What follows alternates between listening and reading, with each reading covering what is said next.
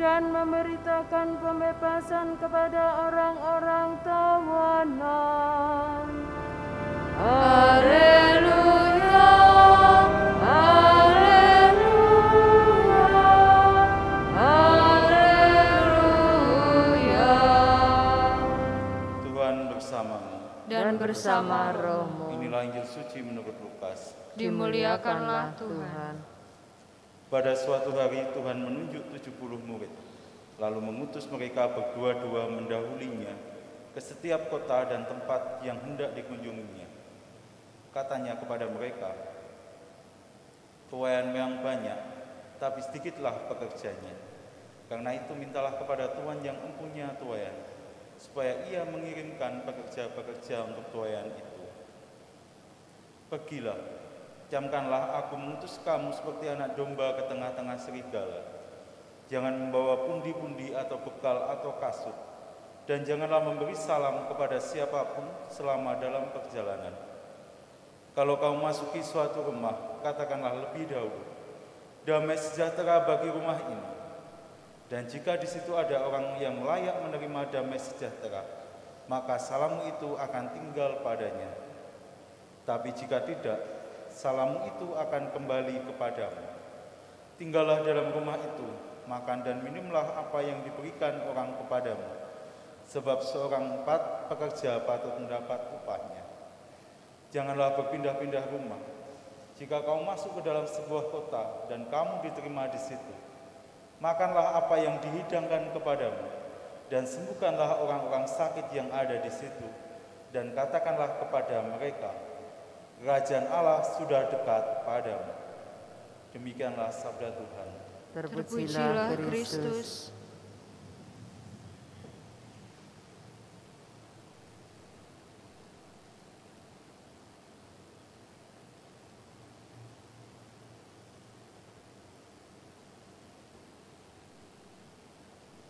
Saudara-saudari, sebagaimana disabdakan oleh Tuhan Yesus bahwa panenan melimpah, namun pekerjanya sedikit.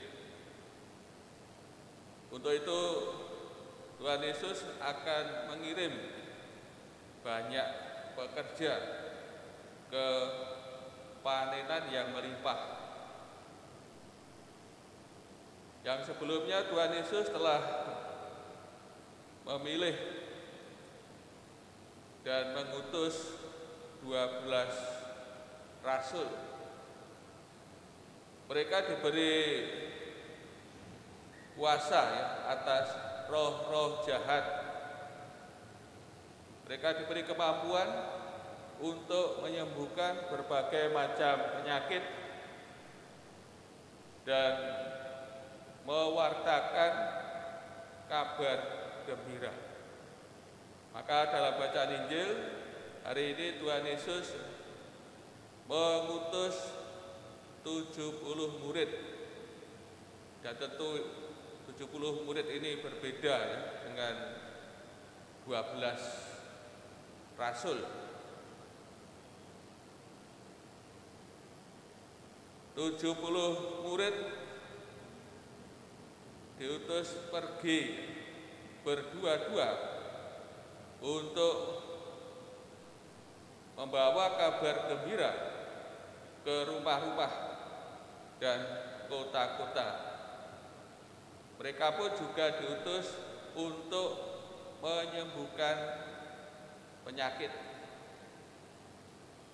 Dan Tuhan Yesus tidak mengatakan apa-apa tentang pengusiran roh kepada 70 murid ini.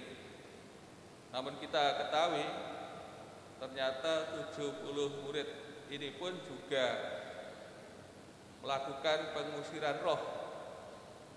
Bagaimana kita ketahui setelah 70 murid kembali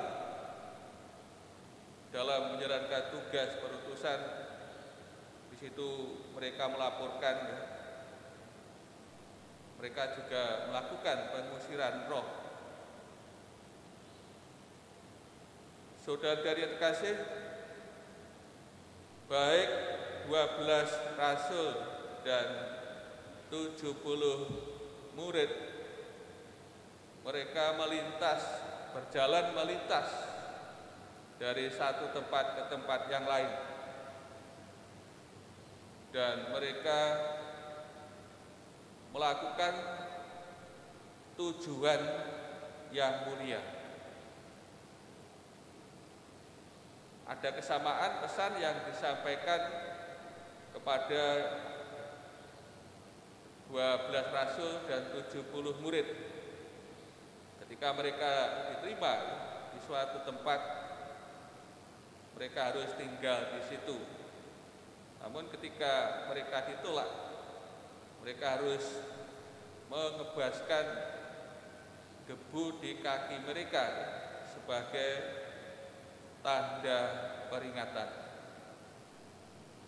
Namun ada satu perbedaan besar yang disampaikan ke 12 rasul dan 70 murid, bahwa 70 murid diutus pergi mendahului Tuhan Yesus, dan mereka mempersiapkan kota-kota atau tempat yang akan dikunjungi oleh Tuhan Yesus. Saudara dikasih,